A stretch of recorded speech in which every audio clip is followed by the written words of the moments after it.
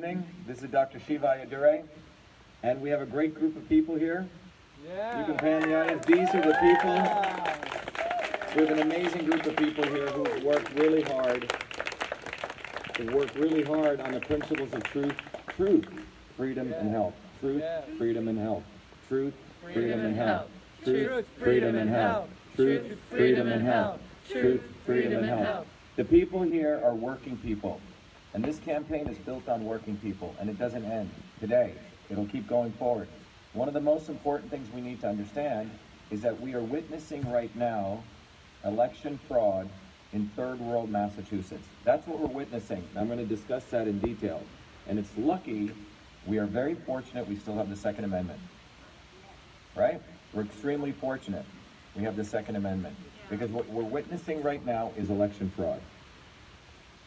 And let me explain why I'm saying that in a very rational way, so we all get the facts. Yesterday, I think it was about when did we have our meeting, Jen? It was like 10:30 p.m., right? Right. We see a message out on the wires that Galvin, who's, by the way, Secretary of State Galvin, who is the election commissioner, who heads up the elections, he put out a notice, and I found this really odd, saying that 1.2 million Democrats would be voting in the primary, so you can write that number down, and only 150,000 Republicans. And so just think about that number. Now, I'm a math guy. I'm very good at math, okay? I've won every math award in the world, okay, when I was growing up as a kid. It's simple math. You don't even have to win those awards. So when you look at the data in Massachusetts, typically, there's around 30% Democrats, 10% registered Republicans, and there's another 60% independents, what you call unenrolled. Got those numbers? Yeah. That's the distribution. So, if 1 million people are going to vote, you would assume 300,000 Democrats, right? 100,000 registered Republicans, 600,000 independent, unenrolled. Now, those unenrolled people, some of them vote Democrat, some of them vote Republican, okay? That's typically the norm in an election, which also makes sense. So, if you assume on a good day, 50%, okay, let's just give 50% go Republican and 50% go Democrat, what do you have? Of that 60%. 30% plus 10% would be 40%, right? 30% plus 30% would be 60%. So you'd have 60% Democrat, 40% Republican. Everyone got those numbers? Okay, that would make sense. If you look at the history of primaries in Massachusetts, one of the numbers we looked at was around 550,000 people voted in a primary, which were Democrats. And in that same year, it was around 350,000 Republicans. Got it? That makes sense, right? About, two-thirds, 3-2. Well, does it make any sense that Galvin is announcing before the eve of the election, this is what I called an emergency meeting yesterday, that there was going to be 1.2 million Democrats voting and only 150,000 Republicans? What's that ratio? It's 10-1. Okay? So I saw those numbers, and I called up Jen, I called up Venu. Who else was on the phone? Jeremy? Jeremy and Michelle was there, and I said, this is not making sense. I said, something is really, really way off. Because the calculations I had done was about 325,000 Republicans should be voting in this primary. Okay, about 300,000. Now, how do I get that number? Well, across many of the states where they had mail-in ballots, it turns out typically the number of people who voted increased by 25%. That makes sense, right? More mail-in ballots, more votes. So if you look 25% from the previous 2-year period, okay? So in Massachusetts, how many Republicans voted in the primary, or how many Republican primary ballots were there in 2018? Guess how many? 250,000, okay? 250,000 people in a primary like this voted. What's 25% more than that? quick math, it would be 320,000. So I said, wow, okay, 25% more, we should have 320,000 people. So when I saw Galvin's number, I said, okay, that makes sense, because at 25% times about 500,000 would lead to 750,000, because that's what he was predicting, that he had already got mail-in ballots. So yesterday he said he got 768,000 Democrat mail-in ballots, but only 88,000 Republican ballots. Okay? 10 to 1. Something didn't make sense to me. Does that make any sense? It doesn't make any sense intuitively, okay? So I said, okay, maybe it's 88,000. Maybe Republicans don't like to do mail-in. So maybe another 240,000 would vote, right? Live, which still gets me to that 320,000 numbers. But the way the election is looking, how did Galvin know only 150,000 people are going to vote? That's what I want to know. Okay? So what we see is these numbers don't make sense. Separate from all of that, all of us have been on the ground, right? All of us. Have we even seen one freaking lawn sign by this guy O'Connor? Not one lawn sign. This guy is a joke. He came out of nowhere. Not one lawn sign. He didn't take out billboard ads. He didn't take out TV. No one even knows his name. We were just in Danvers, right? The Danvers RTC chairman passes by. He goes, Shiva, you got this. He goes, we were out there. You got this. It's a landslide. We were Mark Warden in Attleboro, landslide. That's what we've been hearing, haven't we? How many places have we heard people honking, beeping everywhere? People would ask us, who are you running against? They don't even know this guy. Andrew here. Andrew, you do sales. How many people do sales and marketing? Anyone? I'll tell you, I've been doing sales and marketing all my life. You build your funnel, which is called your prospects. You spend advertising and marketing to get your prospects, and then you talk to them, which is basically sales, and then you close them. We've talked to probably, the number of people, eyeballs who've seen us, probably everyone in the state, at least 20 million eyeball views. Do you know what I'm saying? Not 20 million people. So pretty much everyone in the state, we probably have 95% visibility. Do you know this is the first election that no polls were conducted? No polls. Last time there were 4 polls conducted because they were afraid of us. This is what they do in third world countries, third world Massachusetts. That's what we're witnessing right now. To all of you people listening, what we're talking about is we literally have election fraud taking place. Because when you look at those numbers, how does a fool who doesn't have any lawn signs out there, no one even knows his name, all of us have a pretty good sample size here, is beating us by 50% consistently? It doesn't make any sense. It makes no sense. Dan, does it make sense? Where's Jeremy? Jeremy, does this make sense? Jeremy, what did you say we were going to win by? We got it, right? Landslide. Vincent, are you here? Vincent, what was a word you first said when you walked in here? Fraud, right? We're watching fraud taking place. That's what we're witnessing. The numbers don't... What's that, John? It's the same numbers in every town. And it's about the same numbers in every town. This guy's a fool. He didn't campaign. We went all over the state. 250 people showed up in a big parking lot in Chicopee. No one had heard of this guy. How does this happen? This is what happens in third world countries. Some forces choose some puppet, and then he's out there. Charlie Baker said he voted for him, right? Everyone heard that, right? As today he's leaving the polls. He's actually not supposed to do that, right? The Mass GOP was sending out mailers for him. They're not supposed to do that. It's illegal. Massachusetts got the 10th worst rating as the lowest in public integrity, D+. I'm telling you, we're living in a freaking third world country. That's why this state has F minus infrastructure. There's a reason that the founders put the Second Amendment there. And I'm not saying this in any alarmist way, but we're watching tonight election fraud taking place. That's what we're witnessing. Because no one knew about this guy. No one. I'm talking about on the ground. We went to 16 cities yesterday, right? In the last 3 days. Jen, we did all those SMS messages, right? People would say, who are you running against? No one knows this guy. So that's what we're witnessing. So the question is, what do we want to do? And I've always been open and transparent with everything. So we've called a meeting here. We have about 40, 50 people here. And by the way, 40, 50 people have shown up among the thousands of volunteers we have in our WhatsApp groups. And everyone here is a dedicated volunteer. People have busted their buns. So what we're witnessing is fraud. That's what we're witnessing. So what should we do? That's the question. What do you guys want to do? Fight! We fight it. What? We fight. What do you say?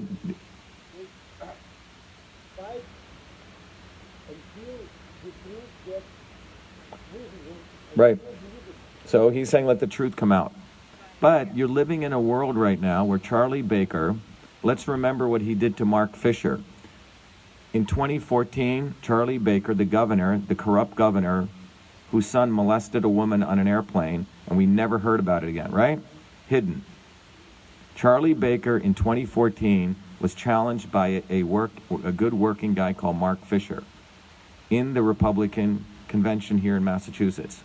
Good guy, an engineer who built his own company all by himself, etc. Well, it turned out that in order to get on the ballot, you needed 30% of the convention voters. Mark went into that with 15%, right? He went into that with 30%, agreed to him. Turns out he only gets 14.9%, which is below the 15% limit, okay? A very good friend of mine who I met through this process, Navy SEAL, he said, Shiva, I was on the stage doing the announcement. They were shredding Mark's ballot in the back room. Shredding them. That's what Charlie Baker does. Well, Mark sued the Massachusetts GOP. They settled out of court for $250,000, and Jeff Cooner, scumbags like him, set up Mark. People like Howie Carr set up Mark Fisher. These people are the not-so-obvious establishment of the white working class, just like Bernie Sanders and Al Sharpton, the not-so-obvious establishment of the left and the so-called and black people. We have the not-so-obvious establishment on both sides. Cooner set up Fisher. That's how they work it, right? They act like they're Trumpers and all this kind of stuff. But the bottom line is Mark Fisher sued and they settled out of court because they had all the ballot information. This has occurred before. There's no way a guy with no name visibility gets 60%. No. Right? Does that ever happen? No. That's never happened in sales. No one, it doesn't happen. Unless, maybe I'll give this to him. He's doing some amazing marketing technique that I know nothing about.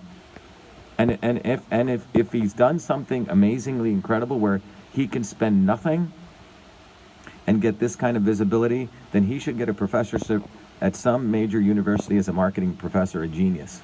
It doesn't occur. It doesn't occur. So I think the most important thing that we get out of tonight that we need to recognize is that Massachusetts has in fact devolved into a complete third world country. That's what we should take away. That's where it is. That's where it is. And it shouldn't be something we should get depressed about. It should be something where we take away the rose-colored glasses and we look at things as they are. And that's what it is. And one of the greatest things in spiritual teachings is seeing things as they are. And that's where we're at.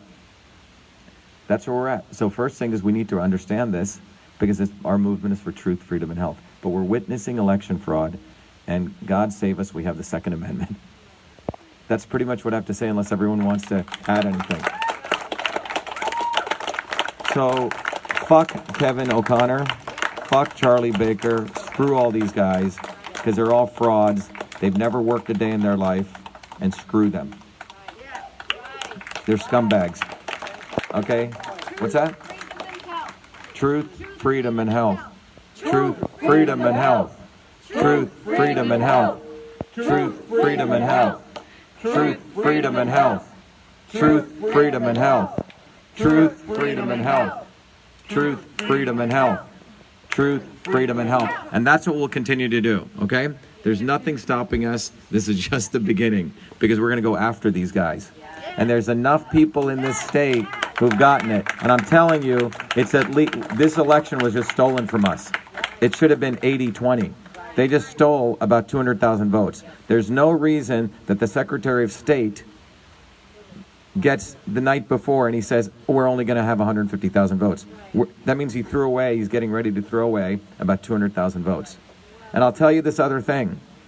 In all campaign models, do you know what happens during the 5 days before the election comes? It's called Go TV. Have you ever heard of this? Get out the vote. You just go type in GOTV. It's called Get Out the Vote. And what you're supposed to do is, we built our infrastructure, we built our volunteers, but the 5 days before the election, what you focus on is finding your supporters who already said they're going to vote for you, and you make sure they're going to vote. And the goal is, the math of that goes like this.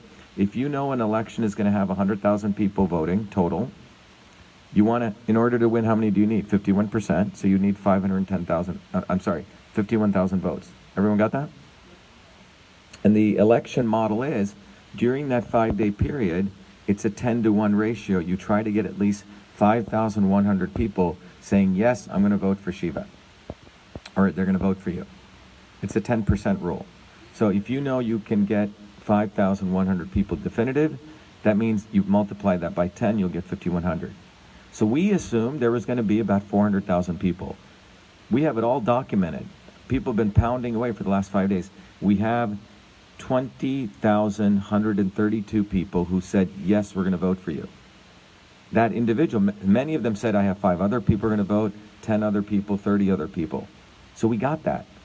So if you multiplied that by 10, I knew that we had at least 210,000 votes. At least. So when Galvin said 150,000, I said, something's wrong. So they just stole I know they stole at least 100 to 150,000 votes. That's what they did. So that's the math. The math never lies. I've never gotten, I got a 800 out of 800. You know the SATs? Yeah. You broke the 10. In the math, okay? I won the New Jersey mathematics event, so I know math. These guys are lying, and they're criminals. And this is why they want to divide police from the people. Because in every major movement, when people really get upset, the police always come to the side of the people. Always. So they want to divide black and white, black people from the police, because they know that they have to do stuff to keep the police from us. And that's where we're at in this country. We're in a situation now where people got the criminal levels. Charlie Baker is a freaking criminal. He's a freaking criminal. So anyway, the good news is we know what's going on, and we have an opportunity to change this, which means we explode this movement for truth, freedom, and health. We're not going to compromise one level. We escalate. We escalate this movement, and the only thing we tell Mr. Koch for Senate, that's his website, we treat him as what he is. Because Charlie Baker was blowing smoke up people's you-know-what, and now he thought he could shove you-know-what somewhere, okay? And that's what he tried to do right here. So can you still be on the ballot in November as either write-in? We can write in, we can do that, but I think there's a bigger opportunity here now. They'll shred those ballots. They'll shred those ballots. Look, Charlie Baker was actually shredding Mark Fisher's ballots. Let's just get it clear, the establishment, what we've shown, we did an experiment. That's what we did. We've shown the establishment is one. They're one. They do not want an outsider like me. They'll put a fool against another fool. It's all theatrics. The only thing that's real is what we did over the last 7-8 months. What we did was real, right? What they did is bullshit, okay? What we did was real. We went, we met with people, we educated people, and that's what's real. And we should escalate that. No more forced vaccinations. We will escalate that movement on the Boston Commons. We're going to bring people and police together. People and police united. No forced vaccinations, people and police united against them. That's what we're going to do. We're going to unite working people against them every step of the way. That's what's going to happen. They're going to have an army of people watching them now. And we're not going to let them get away with anything. This is just the beginning. They've unleashed a revolutionary movement. That's what got unleashed today. They've unleashed a revolution. And we have we have the infrastructure now. We got volunteers in every county. We have 351,000 groups. People are ready. Yes. And if necessary, we got the Second Amendment. Okay? Yes. Thank you very much. Let's go win. We win, we escalate the movement. Thank you. Thank you, everyone.